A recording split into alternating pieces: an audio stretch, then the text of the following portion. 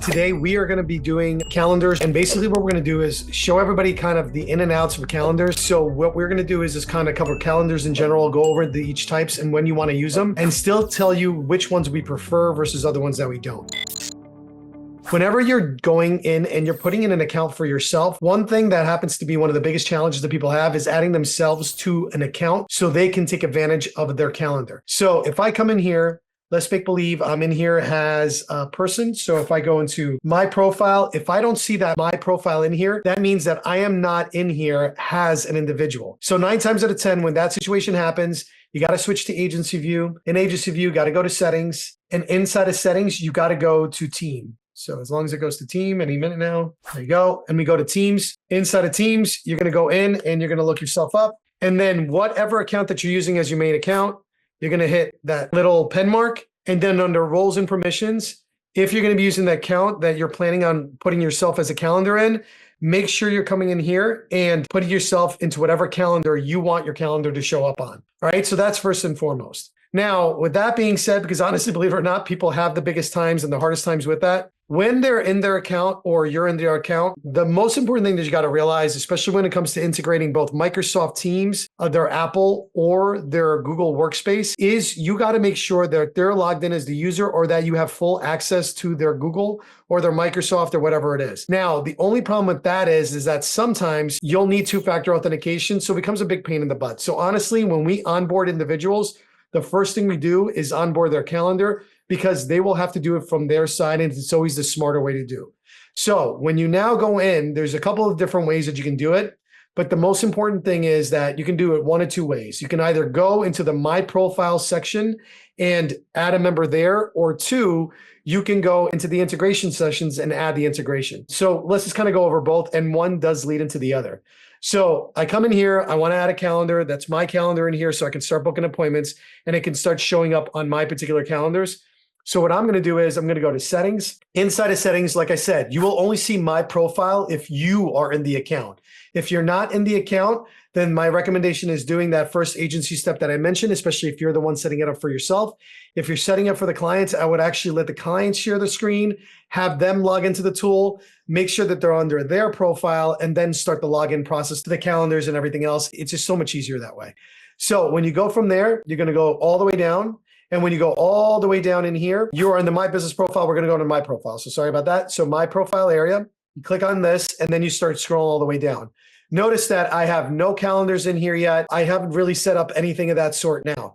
So all you have to do is come in here, and if you hit Add New, and you can connect whatever calendar you want. Now, obviously now we have Calendly at this moment in time that this video is being recorded. It's still very much beta, but you do have Google, Microsoft, and iCloud. Now, I could tell you from experience, the working best order in which calendars are the most reliable is literally in the order you see here. Google Calendars will always be better because of the interconnectivity that GoHighLevel has with Google. Microsoft, definitely a lot better than what it was before. There was a lot of security updates that would happen on the Microsoft side, and it would disconnect the calendars. Now that no longer is a situation. iCloud Calendar, a little bit here and there, but honestly, it is not one of the better connections. It's a good connection, but every now and again, there is some disconnects that happen. Not as often as it was before, but still in the order, honestly, that I would select calendar integration, it's literally selected in the way you see here.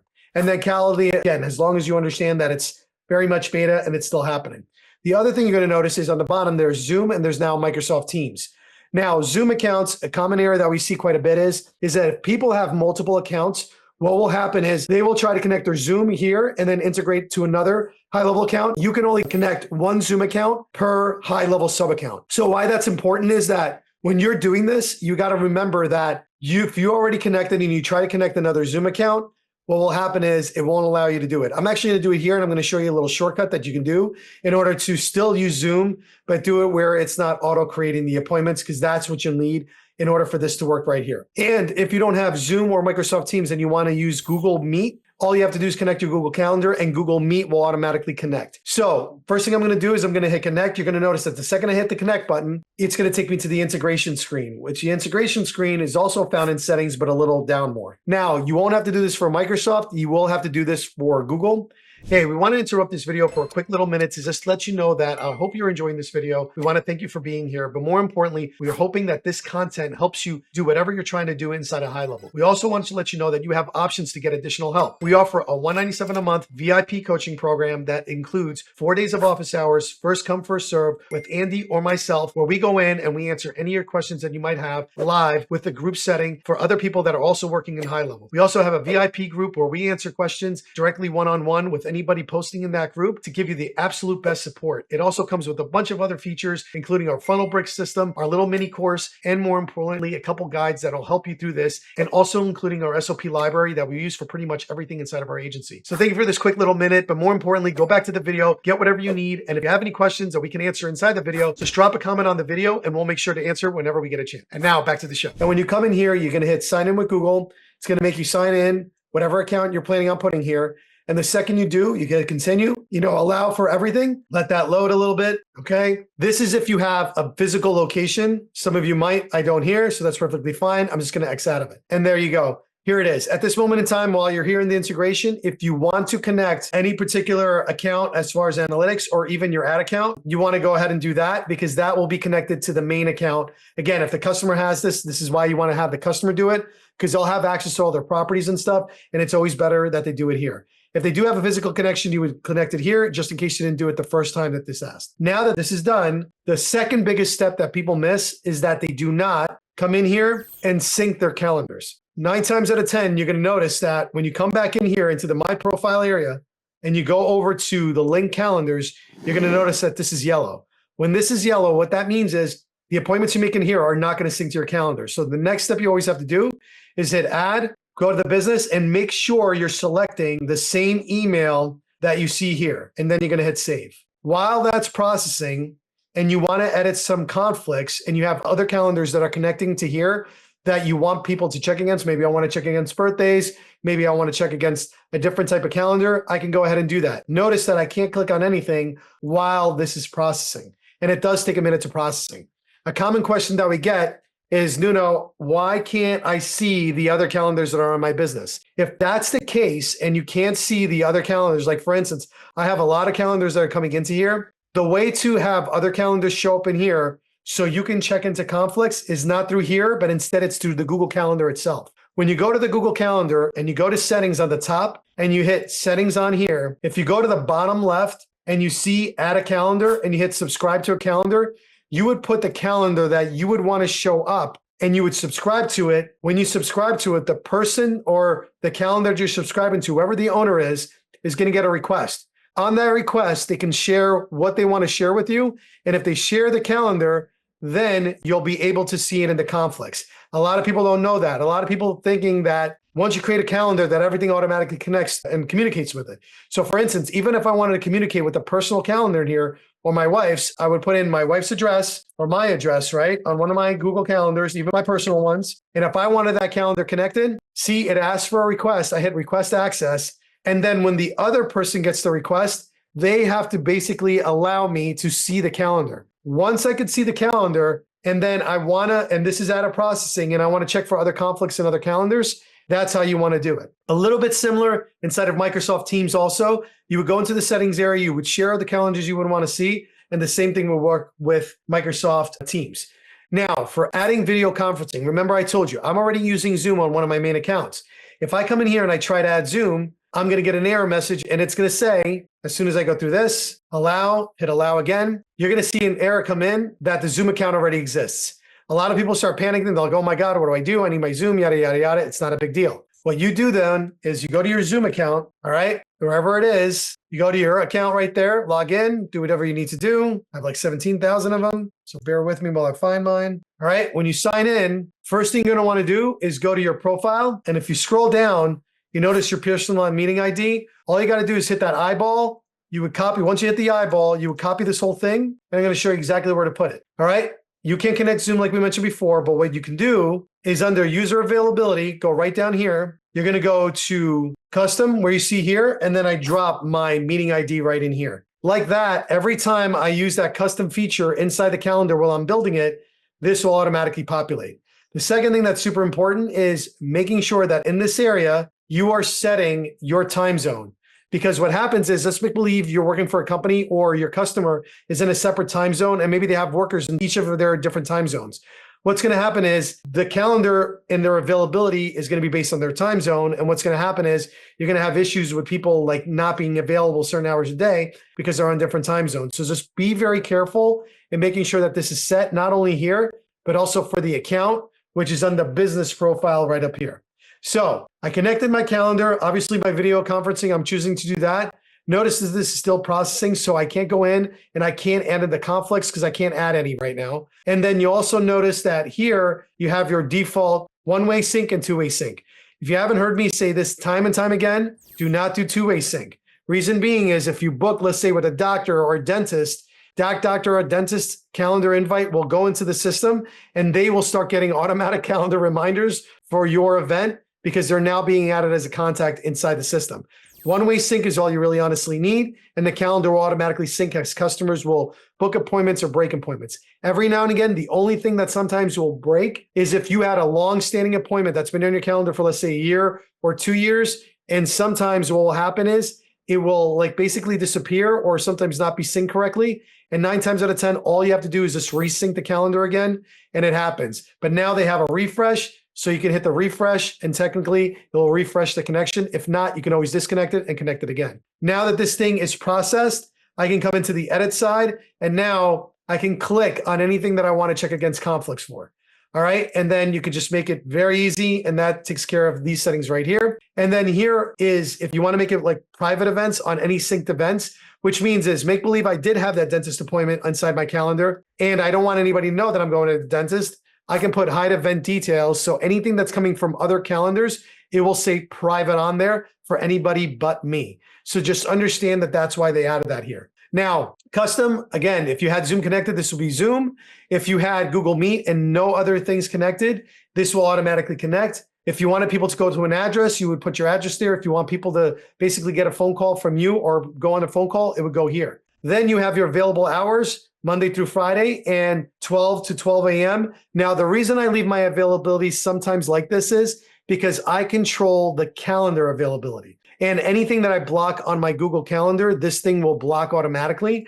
So therefore, 9 times out of 10, at least I leave this availability open. Or if I'm an employee, it's always best that the employee sets up the availability, because then if I put in that employee in multiple different calendars, their availability might differ. So again, for you yourself, I leave it open. When you're using it for your like clients and clients have multiple employees, have the employees set their hours here because it's going to make the calendars a little bit more easier to navigate. Now that you're all in here and you're fully loaded, one more mistake that people tend to do sometimes, not understanding, they think the two-way sync is here. And this two-way sync is basically syncing your outgoing and incoming emails to your CRM and your personal email account. Again, we never recommend this unless you're strictly operating out of your Google, but just understand that when you do this, this is not the same as calendars. We do not recommend this, like we don't recommend the two-way sync when it comes to any kind of calendars because of all the problems it can create from going back and forth inside the system. All right, so you got your user availability, you update it.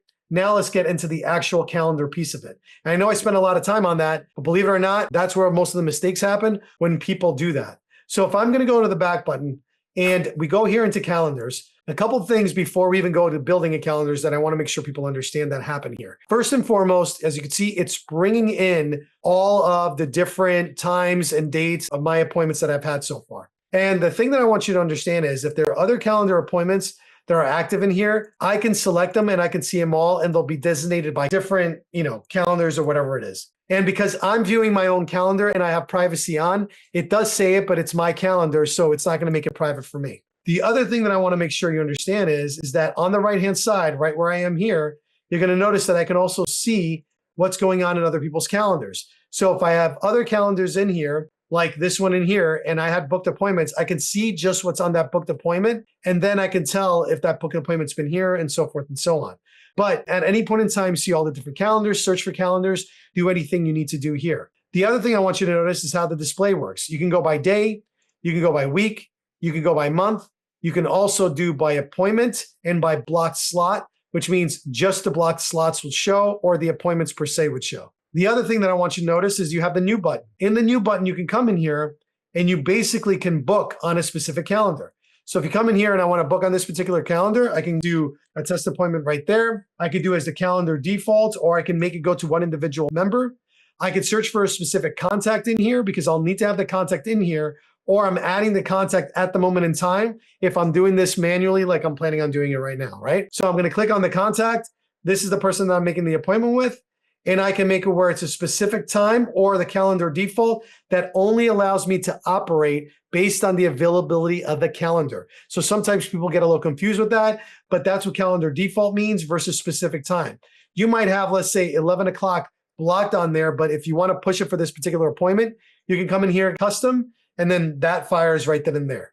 Blocked off time, if you want to block off time and it's not coming through, or customers or employees are using this calendar as their main calendar, you basically can block off time directly on this calendar here, and it will not allow people to book any time in there. So you necessarily never need to do it on your Google. Now, I got to be honest, the advice we tell people all the time is we come in here and we basically tell them to block appointments and do things on this calendar because it will automatically populate on the other calendar. It's a smarter way to do things. Same thing with Microsoft Teams and same thing with iCloud. They should be managing their calendar in Google and then managing their availability and the automations to put people on the calendar through here, and then blocking time, vacation time, and all that, they should be doing on their Google Calendar. Again, just word of advice, people struggle with that quite a bit. They try to block this out and they try to change schedules up, or they'll go in and they'll keep modifying the calendar. You don't need to do that. All you need to do is make one standard calendar and then you block the times on your Google or your Microsoft calendar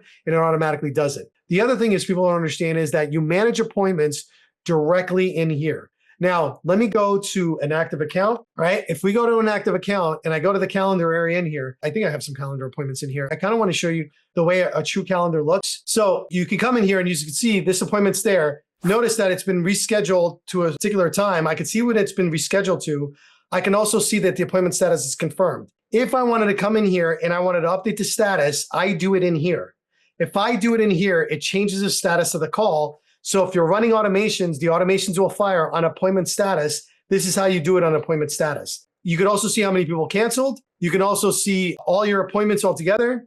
And you can also put things into a smart list based on whatever they have, right? So this is important because, again, if you're having a bunch of employees come in here and they're updating statuses, instead of using the pipeline and creating automations in there, they can do it in here. And the way the automations fire in here is when you flip to a particular status, the automation will fire. So just keep that in mind as you go through. All right. You can also customize your list on the right-hand side by sorting and adding columns created by date. And you basically can do all of that in here. And you can also save it. So then you see this view all the time.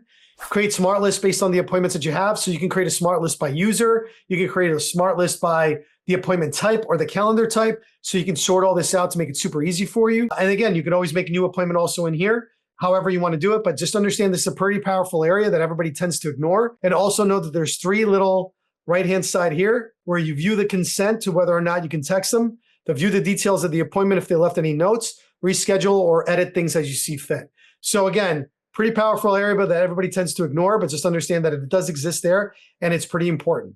Now, if you go in here, let's now go into the calendar settings and let's talk about calendars in general. So in here, before I get into any of this stuff, in service menu, rooms, and equipment, all based on service calendars, we will not be covering that today. We're just going to talk about calendars and groups. So what I'm going to do first is kind of goes to create a calendar and discuss the ones that are in here now and the ones we use. So for personal bookings, schedule one-on-one meetings with specific team member client meetings, private consultations, and everything else. I'm still not a fan of personal bookings because I still don't think they work as best as they should. I typically still use round robins because round robin, I can make an appointment and I can make an account just for me for the round robins. But if I wanted to, let's say later on, grow my team who takes the calls and add an individual, then I can add an individual to that round robin. Class booking is one host meets with multiple people.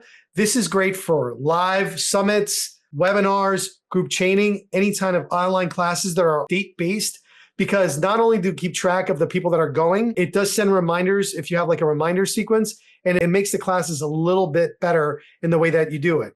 And collective booking, the best kind of scenario for that is make believe you're doing like a panel interview. So make believe me and somebody else are interviewing an employee. The way we would do a collective booking is both of us would have to be available in order for the person to book. And then there are new more types coming, like event calendar, service booking.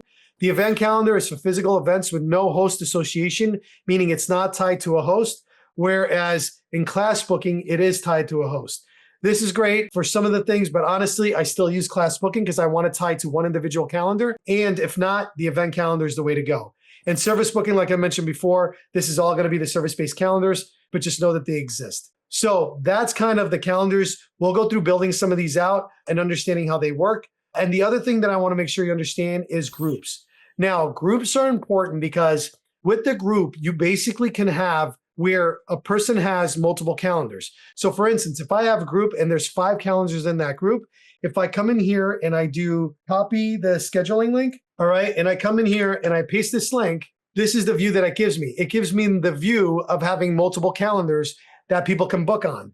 Now, the cool part about this is, and some of the features that I've rolled out with this, is that you can rearrange the calendars so I can change the order of the way these calendars should look. You see that? So I could put onboarding all the way. I could go to main. I could go to coaching. I could do discovery call. Whatever it is that I wanted to do, I can basically put it in there. And that becomes the new kind of drop down that we have in there.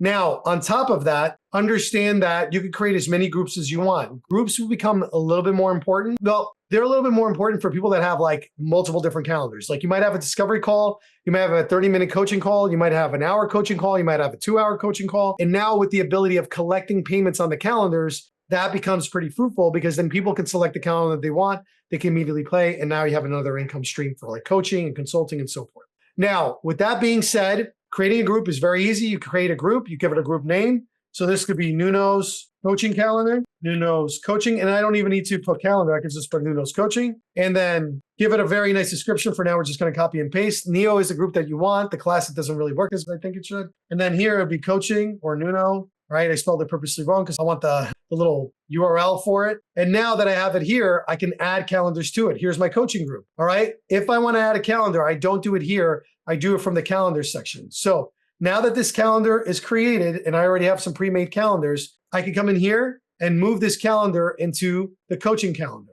See, Nuno's coaching. And then you click the box. So if it had a URL that I was using before, like a standalone link, it's going to change to be the group link now because I've changed it. So now if I go back into groups, here it is, Nuno's coaching, and I added a calendar. You could delete groups as much as you want. You can come in here, just delete, and it deletes the group, not necessarily the calendars. So if anybody's panicking about that, don't, but just know that that exists. So now you have your group set. So like take, for instance, we wanted to create a coaching calendar. We already created Nuno's coaching. Now let's create our first calendar. So I can do the personal one-on-ones. Let me tell you the reasons why I don't like doing this. So I'm going to go to Nuno's personal booking. All right. This is going to be 30 minutes or whatever. This is what I meant by I set my availability based on the calendar. If I'm the only person in the calendar, again, if I'm sharing this calendar with multiple people, then I am setting my availability in my profile area. If not, you're going to set it up in here. All right. This is Nuno, and we're just going to add a bunch of numbers. So then this thing will work. And then if this is going to be a booking that they have to pay for, I'm going to go ahead and accept payments, and I can put in the amount for $50, and I can put a little description here as I see fit. And notice that it's going to be 30 minutes. It's going to be 8 to 5 is going to be the availability from these days. It's going to accept payments. It's going to cost $50 to have an appointment with me. And then from here, I'm going to go to advanced settings because I want the other options. So I can come in here. I can add a logo, right? So if I had this as a logo, again, not the best pick, but it does give you the dimensions right in here. I have, let's try that again. One with my bald head, that would be really funny. But we have that in there. There he goes. That's pretty cool. All right. And then Nuno's personal booking, description, come right over here, paste that sucker right there, put it into the coaching group that I made. And now I can control the custom URL. This will be Nuno's 15-minute. All right. Contact name. Notice that it's putting in a custom value. You could select as many custom values as you want in here. What I like to do is I like to take the name of the calendar, come over here. Oh, hold on. Where'd it go? Right there. And like that, on the title, they see it. Some people even put the Zoom link. Remember, I copied my own Zoom link here. So I'm going to copy that. And you can put your Zoom link right on the title so people know to click it because sometimes people will miss it. And also in the description, you can put it in the description. I actually recommend you put it in the title because then it will show only when they book so people can't sneak up on your Zoom call. Team members is where you're selecting the amount of team members because this is personal booking. Only one team member is allowed. And custom, you're able to pull it in here and it goes through. You can also label, a contact and everything else. Honestly, you can do that, but completely up to you. Now, this is also a cool feature that just recently came out. Let's make believe for people that want a phone call instead, you can put your phone number in here, all right? And then they'll basically call that number, or you add another location. It could be a physical location. You can come in here and do account, full address. And now it shows the address, because now what it's going to do is create a radio button that people can select whatever calendars they want. Now, this event color, everybody always asks, did this automatically show up on Google? No. This event calendar stuff only shows up inside of your HighLevel account. It does not show up in your Google Calendar. It'll just be a plain Jane looking email kind of thing. But I do color coordinate because I like to color coordinate. So anything that's money is green, anything that's like tech support is red, and anything that's like, well, I don't know what kind of appointment it is, I turn it into purple, or something that might need attention. All right, so now I have my meeting details, I fix my availability, I made all this thing available. Now what I do is I hit save on the top right-hand side, all right? Again, I'm going back to my availability as we set it here. Notice that you can break this apart, so make believe I want a lunch break. So I'm gonna do 1, and then I'm going to add by hitting a little plus sign, starting at 2 to, let's say 5, then my continues. And if I want to duplicate this across, boom, apply, copy to all right? And then just discontinue the days that I plan on not working. And I could do that by just unchecking that, all right? The add date specifics, that really only works with like when you're doing class calendars. I'll go over that when we'll do in the class one, because that's the one I tend to do. And if you want to use the old marketing tactic that like, hey, if I look busy, people think I'm more important, you can go ahead and put in the look busy, and you can hide like 20% of your slots, giving you a little bit more free time. Reoccurring meetings, not going to get into that because that's going to be a little confusing. And then you have meeting intervals. Now, this becomes a massive confusion point for a lot of people. Meeting intervals is how the calendar will show up on what's available. Meaning, if you have a meeting interval of 30 minutes and your appointments start at 8 a.m., 8 o'clock, 8:30, 9 o'clock, 9:30, 10 o'clock, 10:30, and so forth and so on. If I put an hour here, then it will be 8 o'clock, 9 o'clock, 10 o'clock, and so forth and so on. So that's how the meeting intervals work. And by the way, if you have any questions on that, click on that little I, just in case you didn't get what I said. The second is the meeting duration. How long does the meeting last that you're planning on having? So I can have 30 meeting intervals, but they can be an hour long. They can be 2 hours long. It's depending on how long the meeting lasts that you set up the meeting durations. One does not have to do anything with the other, but if you're like me and you have a little bit of OCD, if I have like a 30-minute meeting interval and I have a 30 meeting duration, I like those to match. Because then what I don't want is I don't want broken calendars where it doesn't make any sense to me. Like I'll have somebody, let's say it's an hour long, somebody books at 8:30, now the next appointment is at 9:30, and then if people continuously keep booking, it's going to be all kinds of messed up and it's going to throw the whole calendar off. So I usually put the meeting interval to the meeting duration. Minimum scheduling notice. How much notice do you need before people actually book on your calendar? For me, it's always a day, 1 day. So then when I come in the morning, I know exactly what calendar appointments I have so I can plan my day accordingly. Some people need 2. But again, the more closed your calendar looks, the less appointments you're going to make. Always remember that. Now, date ranges. I used to fight this quite a bit and leave it always open. I've learned my lesson. This is how long you want calendars to be open, meaning if I wanted to book, could I book 4 months from now, 6 months from now? And honestly, the most I do now is 60 days because I don't know what's going to happen in 60 days. I might not even be in business in 60 days. I don't want people booking past 60 days on my calendar just in case I got to plan things ahead. You can also do where it's only 30 days, but completely up to you. Maximum bookings per day. Some people put 2 or 3 because they don't want to take more than a couple appointments per day. I'm definitely not that person. I will load up my schedule, as you guys saw in the example, as much as I can, as long as it's during working hours. And maximum bookings per slot per user. This is basically how many appointments a person can have at any given time.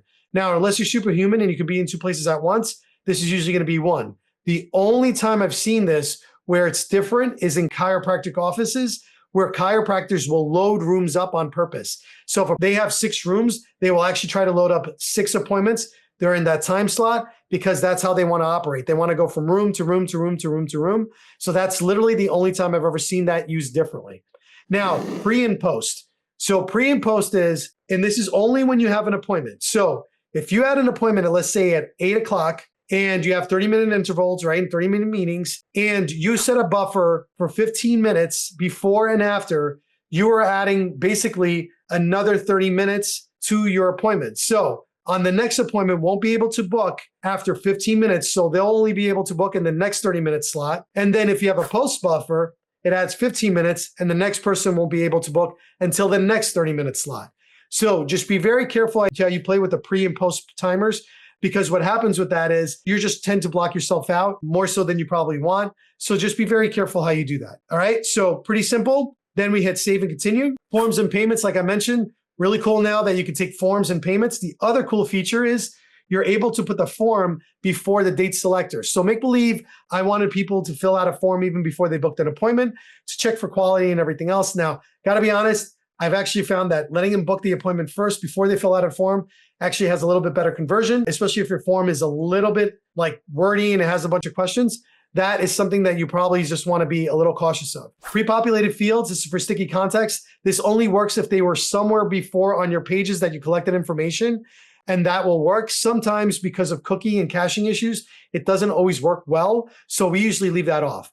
The consent box, this is the consent to allow them to call. And again, it gets recorded on the calendar, not anywhere in the contact area, but on the calendar itself. So you could have the ability of going back and verifying that they did allow you to send text message reminders about their bookings and their confirmations. Now, add a guest function, super cool. If they wanted to add guests to the appointment, they can add their name and their email, and they can go in there. You can also do, we're only counting the second person, but I always find that doing the name and email and adding guests is always popular, and I tend to do it, except for coaching calls, right? You're paying for one person's paying for coaching. That's basically going to be like the only person I want to call. Now, confirmation page. This is pretty cool. You could set it to a redirect. So anytime somebody books on this calendar, no matter where they are in the universe, if you embedded this calendar, let's say on a WordPress form or in a Squarespace form, or even in your membership area, and you wanted a redirecting to a specific page after they're done booking, you could set the redirect right in here and enter it right in there. Or you leave it as default. I tend to erase all of this and thank you for your appointment request. And now we will contact you. We'll see you then or something. And I just make it super simple. The other thing is you can also add custom values in here, not a grand selection, but good enough where you can do it. And for people that are putting calendars on different pages, if you want to add a pixel ID, so then people, when they book, it connects to the pixel ID and you want to track it on separate pages, this is the way to do it. You would put your pixel ID in there and it will track the appointment a little bit better, especially if you have it embedded in a different site altogether. You always want to auto-confirm new appointments unless, again, you're a doctor's office and people are making requests and then you're calling to confirm. But if not, then the most used thing that you always want to make sure you have, and I think it is actually on, as you create a calendar, just know to create that. Accepting payments is the same way. And then you can also have it now where you can accept a partial payment, like half now, half later. Again, completely up to you. I've learned, again, the series of learning that I charge full price, because if they don't show, then that's on them. But that does make people a little bit more viable to show up, because it does create a little bit more seriousness. So people are not wasting your time, you're not wasting theirs, and people are a little bit more serious in here. So you put in whatever amount you want in here. And I do believe now you can actually select the currency that you want to accept the payment in, but that is for the entire calendar. So if you have people in different countries and you're trying to figure out like, how do I charge Canadian on this one and English and American on this one? Then all you would have to do is basically like make two calendars and make the payments different depending on which calendar they go to. Good idea for you guys to try out. Notifications and additional options. This is a brand new area. So what's really cool about this is before we would add all these inside of an automation. Now, you can have these pre-done and then you can have these ready. So then you don't have to add these specific ones inside the automation. So you could set up reminders. You can customize them in here. You can do it for the guest, email notifications. You can do it where it's in-app, where it goes on their phone and it also comes in here. You can also add for when they cancel and reschedule. I honestly still use the automations for this stuff. I leave these off, maybe in-app, because I think that's cool as far as unconfirmed and confirmed. And you can also turn these off in order to do so. And what's cool is I do definitely turn on the cancellation, because I do like to get those, and I enable those for both the reschedule and especially the reschedule. Reschedule is a hard one. I enable this. Those are the ones I enable, the reminder and the follow-up message. All that I tend to do in automations because I have a little bit more control. Because if not, this thing stands a pretty standard looking email and I'm not a big fan of it. But this one, I do want to know when people cancel and reschedule. Allow Google Calendar to send invitations and updates to attendees. Now remember, the thing that people don't understand when they leave this on, people are going to get your confirmation. They're going to get the confirmation from their calendar already. And then if you turn that on, they're going to get reminders for the Google Calendar Outlook. So I tend to leave that off because it just does not work well. If you're working by yourself or you're using the round robin feature calendar, I always tend to leave this on because I want the person who got the calendar appointment to be assigned to that contact, like my staff members or my onboarding team, whoever's doing it. I want it to be assigned at the time of the call because they're technically probably going to own the account, that person's account for a while they're going through onboarding, while they're going through a discovery call. And I want them to keep the connection versus going to me or something else. Now, cancellation and reschedule policy. This is pretty cool. You can come in here and you could say that, let's say like 2 hours before the call, I don't want them to either cancel or reschedule because I'm already committed. You can do that. So now the rescheduling link and the cancellation link will expire and disappear. So just know that that exists and you now can leverage that. And also understand that, like the other day, I saw people try to use this link inside of an email. That link right here, this short code is not your rescheduling short code for emails, text message, or anything else. This rescheduling cancellation links is directly for the calendars. So in the calendars where people click on it. So do not put that link anywhere else because it will not work. It will completely misfire. It does not work. When you're using your reminder sequences, there's an appointment, kind of custom value. In appointment, there's a rescheduling cancellation link. Those are the two links you should be leveraging, not these. These are very specific to calendars and not anything in here. Customizations, again, this is just the look and feel. You could turn things red, green, yellow, whatever you want to do. You can put a background calendar. You could schedule a meeting where you could change a button text, book your discovery call now, and you can put calendar details and description all in here. And then you can actually preview the widget to see what it looks like. So see, there's my little logo. I made these buttons red. Notice how they're red. And notice how the 30-minute intervals is going on right here. And notice how I took my availability not to be there. So it's already not available. And look, it's already got other appointments that you could schedule with me now. Right? I hope not a lot of people see that. And then we go from here, and that takes care of the personal booking. Now, again, the reason I don't like the personal booking as much is because, like, make believe this is a group coaching calendar or just a normal coaching calendar, and I add another coach. I don't want to recreate another calendar. I just want to go into the same one, and that'd be it. The other thing I want you guys to notice up here too is sometimes in certain automations, and if you're going into more advanced stuff like APIs, you're going to notice that there are APIs you're going to call for a calendar ID. This is where you identify the calendar ID because there's a lot of really cool things you can do with calendars and APIs. So just remember, if you're looking for a specific calendar ID, that's where you find it. All right. So I'm going to go ahead and close that out. Congratulations, you made an entire calendar. Now, remember, this is a personal calendar, so it's going to be very specific to you. You can only add one person to it. There are some limitations sometimes in the custom field stuff. But again, I don't typically use that. I use a round robin. So we're now going to create a round robin calendar. Everything we talked about is pretty much the same, except the fact that you can add more people. Because I can come in here and I can add 2 different individuals into here, and this could be group coaching. All right, come in here, add a bunch of numbers, and this is going to be 1 hour long. Availability, again, you can control it if you have multiple people. You want to do the availability now inside of the actual service area as far as my profile where we started, because now that this is, wow, somebody's already taken that slide. That's pretty amazing. You want to make sure that those people are available and you're going to go about it the right way. Now, it's going to be 1 meeting duration. You have Monday to Wednesday, whatever. And this one is, let's say, $100, or there's no payment, completely up to you. I go to advanced settings because, like I said, you can come in here and now customize like you did before. We're not going to go over the same customization things, but look, you now can come in here and you can customize a lot of this stuff here. John has his own Zoom link. So his Zoom link might be something completely different. It might be this, or it might be that. You know what I'm saying? It doesn't matter. But now you have the ability here. And then the most important part of the round robin is same customization that you saw before. I could shove it into Nuno's calendar. I could do all that. I can put a little dash in here, just like we did before. Grab the title, group coaching, round robin, whatever. It doesn't honestly matter. What does matter is here. So here I can optimize for the availability. Whoever's first and whoever's available gets the appointment. Or I can go to optimize for equal distribution, and it does it based on who got what first. Now, I can also go to advanced setting, and you see reassign to round robin, keep the same appointment. So make believe I decided to reschedule. I was a customer and I decided to reschedule. I can either be reassigned to the round robin next time I come in, or I can keep the same appointment owner. Now, again, this is pretty important. If your salespeople are like, well, I connected, I finally got them to book an appointment, and all of a sudden now when they go back and they go to schedule, they get reassigned. Now, if I was the owner of that lead, I'd be pretty upset. I'd be like, what's up with that? I just had it assigned. I've been starting to talk to the customer. I don't want to reassign. I need you, like, I want to keep the same owner, so you could do that also here. And then the other one is new appointment preference, always book with a context assigned user. Again, every time there's a new customer coming in, right? Now, if I go to optimize for availability, I can also do it where there's medium and high priority. So let me tell you how this works. If both people are meeting him, it's a 1-to-1, meaning based on availability, who gets it? If it is high and low, if I am lower and Nuno's higher and like John is lower, Nuno will get 2 times the amount of appointments than John will. If I have the highest of priority and John has the medium priority, again, still 2-to-1. So that's how it controls it. For every 1 John gets, Nuno gets 2.